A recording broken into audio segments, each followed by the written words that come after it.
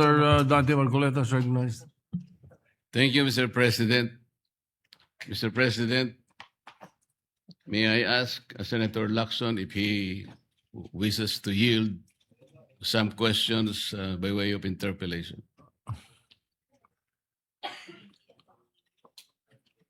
Senator Lacson, I'll say it again, Mr. President. Until the partial committee report is submitted or filed with the Bills and Index Division, and until after I have sponsored the partial committee report, I'm not yielding the floor.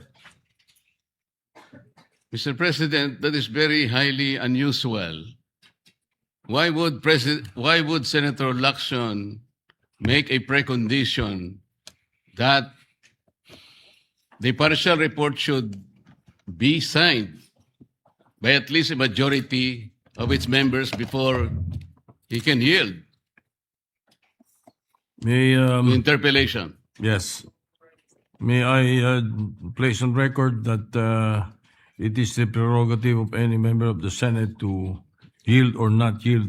As a matter of fact, in my many years here, Senator Miriam Defensor Santiago, and I'm sure Senator De Estrada is well aware of this, who was with me. Senator Miriam Defensor Santiago, every time she delivers a privileged speech, does not entertain any interpellation. Yes, And Mr. it is her- President, but it is her prerogative. this is different.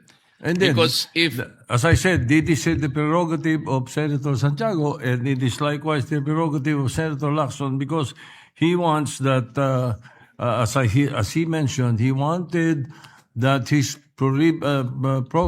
partial committee report be reported out and sponsored before he can answer any questions to that effect. Mr. President, if Senator Lacson would just say that he doesn't want to be interpellated, that will be okay with me. But he should not make a precondition that his unwillingness is conditioned upon whether or not the partial report should be signed by the majority. This is very unusual, Mr. President.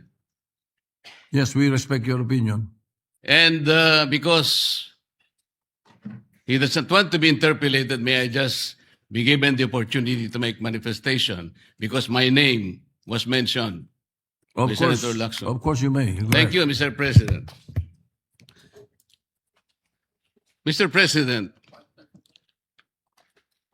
I cannot speak for our colleagues why they hesitate or even refuse to sign the partial report he allegedly disseminated to the members. But as for myself, Mr. President, I cannot sign a partial report. A partial report is basically unfinished. An unfinished report cannot be assumed to have contained the final and collective judgment of all the members. This is very basic, Mr. President. Secondly, I did not heed my reasons why I cannot sign the partial report. I delivered a privileged speech some time ago, Mr. President, outlining the reasons, therefore. Number one, I was expecting the chairman of the Blue Ribbon Committee to have conducted several hearings more, and in those hearings, he should have invited several persons whom I enumerated in my privileged speech. Namely, Yusek Adrian Bersamin, Yusek Jojo Cadiz, former Governor Luis Chavez Singson,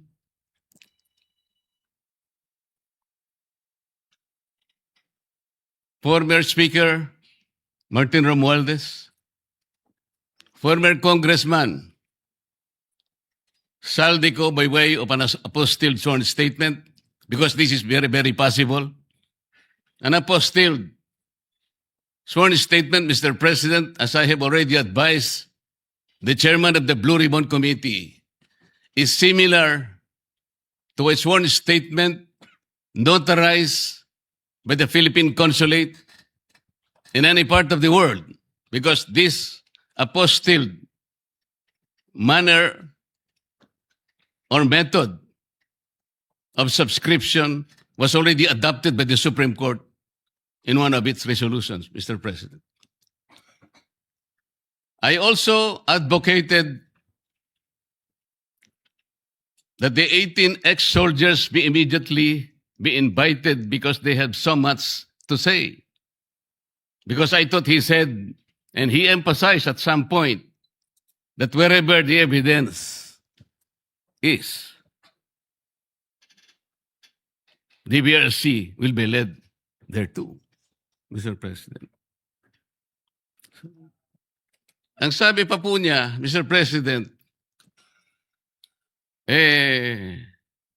hindi option yung interparliamentary courtesy. At kung ako po ba'y tatawagin pala sa mababang kapulungan dahil meron pala silang itatanong tungkol sa di umano ay mga donasyon na aking tinanggap. Mr. President, I will willingly present myself with or without invitation. They just have to suggest to me that they wanted me there. I will go there, Mr. President. Interparliamentary courtesy is between the two chambers, Mr. President. Tayo-tayo po ang pinag-uusapan na maggalangan doon. Pero ang nangyari, Mr. President, ang ating boss, ang mga amo natin, ang taong bayan, ang hindi na po iginalang eh. Hindi lang pangbabastos sa mga taong bayan ang ginawa ng mga magnanakaw at kawatan nitong flood control projects. Igagalang pa ba natin, Mr. President, ang mga tinutungo ng ebidensya na sangkot ang mga taong gusto nating ipatawag in this chamber? Gagamitin pa po bang isang dahilan na kailangan nating maggalangan kung sila mismo ay hindi na iginalang ang taong bayan na ngayon ay halos nagdurusa na? Tama po, sinabi niya kanina, Mr. President, talagang mainit ang panahon. Ang heat index ay talagang sumadsad na talaga sa pinakamainit na bahagi. Ngunit ang lalong nagpapainit nito, Mr. President, ay yung kawalan ng political will na ipagpatuloy ang pagdinig. Kahit na lantaran na nandun na talaga yung mga ebidensya. Bakit po hindi tayo tumawag ng pagdinig, Mr. President? Inimbita si Governor Luis Chavez Singson. Sa pagkakalam ko sa mga accounts na nababasa ko, he was invited to appear on April 14. At binigyan po siya ng pagkakataon hanggang April 7, hanggang alas 5 ng hapon, na ihain ang kanyang sinumpaang salaysay. Hanggang alas 5 ng hapon, Mr. President. Ngunit 9:15 ng umaga, ipinaabot sa bahay ng dating gobernador na kinakansela na po ang nasabing pagdinig. At ginamit pang dahilan, paano po nangyari yun, Mr. President? Binigyan siya hanggang alas 5 ng Abril 7 na isubmit. Sa pagkakaalam ko po, nandun na siya sa Maynila at nanananghali. Pagkatapos na itutuloy siya sa opisina ni Senator Lacson para ihain yung sworn statement na kanyang inihanda. Bakit po kinakailangang dumating pa si Saldico? Inihintay siguro ni Saldico, Mr. President, ideklara lang ng chairman ng Blue Ribbon Committee, i-apostil mo lang yan kahit nasaan ka sa anumang bansa ka sa Europe, tatanggapin ng committee yan. At pagkatapos, hahayaan ka namin sa pamagitan ng Zoom, ay pumayag ka at iimbitehan ka namin para sa isang special na pagdinig kung yan ang gusto mo.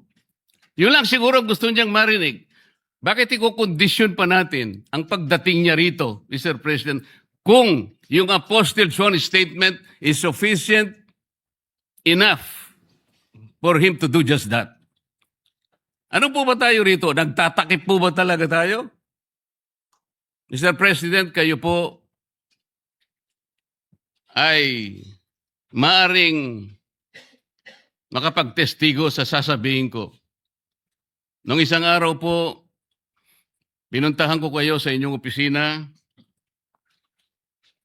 at may binanggit po akong isang bagay na maaaring makatulong sa atin kung paano kilalanin si Senator Lacson. Binanggit ko po sa inyo, Mr. President, ng buong katapatan nung ako'y wala pa po sa Kongreso, wala pa po sa public service, nakilala ko po si Senator Lacson bilang chief ng PNP. Nabanggit ko po sa inyo, Mr. President, sa ating pag-uusap sa inyong opisina. Mula noon, nung makita ko siya, lalong-lalo na po doon sa episode na pinatawag po niya, ang lahat ng kinaukulan na merong mga nakaw na sasakyan, mga karnap na sasakyan. Naalala ko po na sinabi niya, Mr. President, lahat ng mga ninakaw na sasakyan, dalhin niyo rito sa Camp Crame. No questions asked. Dahil palagi po akong dumadaan sa EDSA, Mr. President. Dahil opisina ko po sa Ortigas, nakita ko pong nakabunton lahat talaga ang mga ninakaw na sasakyan. Talaga pong hinangaan ko, Senator Lacson. Walang nakagawa nun sa aking palagay kung hindi siya lang. Di ba, Mr. President, sinabi ko pa sa'yo, sayang wala na ako yung aking kaibigan, yung dating mayor ng Marikina, Bayani Fernando. Dahil kinausap ko po siya. Sabi ko, Bayani, alam mo, yung ginagawa mo sa Marikina, gusto ko rin eh. At yung ginagawa ni Chief PNP, Ping Lacson, gusto ko din yun. Ayaw mo ba siyang kausapin na kayong dalawa tumakbo? Si Ping Lacson ang president. Ikaw naman ang vice president. Kinuwento ko sa iyo yan, Sir President. Bakit ko po sinasabi ngayon ito, Ginoong Pangulo? Nung umpisa po talagang ganong na nakita ko po eh. Yung kanyang kagustuhan na maayos natin ang ating bansa. Yung sinasabi niyang track record, maring nung umpisa nandun po yun eh. Hindi ko ikukwento ito kung hindi talagang hinangaan ko siya. Noon. Pero bakit ngayon po ay nagkaiba, Mr. President? Parang yung pedestal na aking hinangaan, yung alamat na nandoon, unti-unting gumuho. Nalulungkot po ako at nangyari yun, Mr. President.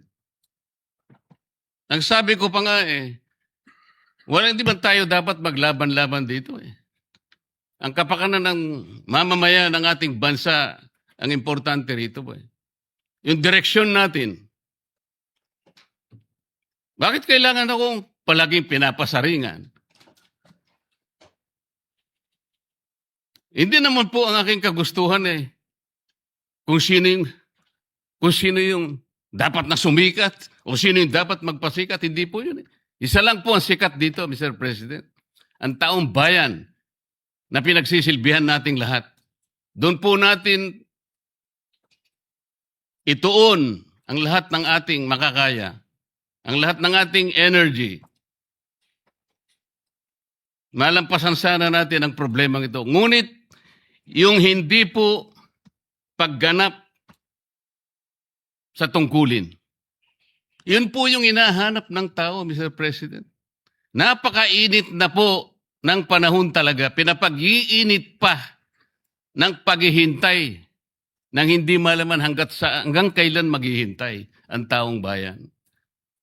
Ano po ba ang dahilan kung bakit nagkaroon siya ng privilege speech ngayong hapon? Para saan? Para saan? Hindi po ba mas maganda na kumpletuhin natin yung report? Hindi partial. Ano yun? Partial final? o partial provisional. Paano ko po malalaman, Mr. President, kung hindi po ibinigay yung hard copy? Pipilitin akong basahin na nandun lamang sa online. Binigyan lamang kami ng isang file para doon kuhanin namin kami mag-print. Paano ko ba ikukumpara po yung ipinrint ko? Hindi ko naman alam kung sinong gumawa nun dahil wala nga pong pirma yun eh. Doon lang sa paraan na yun eh. Nagkakaroon na po ng agam-agam eh. Pagkatapos ayaw pa nilang mag-interpolate. Nasa sa kanya po yun, Mr. President. Pero ako po, ang tanging hangarin ko lamang, ayusin natin lahat ito. Sabi nga po niya, hindi makakalimutan ng taong ito at talaga naman pong hindi malilimutan sapagkat ito na po yata ang pinakamalawak na nakawan sa kasaysayan ng ating bansa. Salamat po, Mr. President.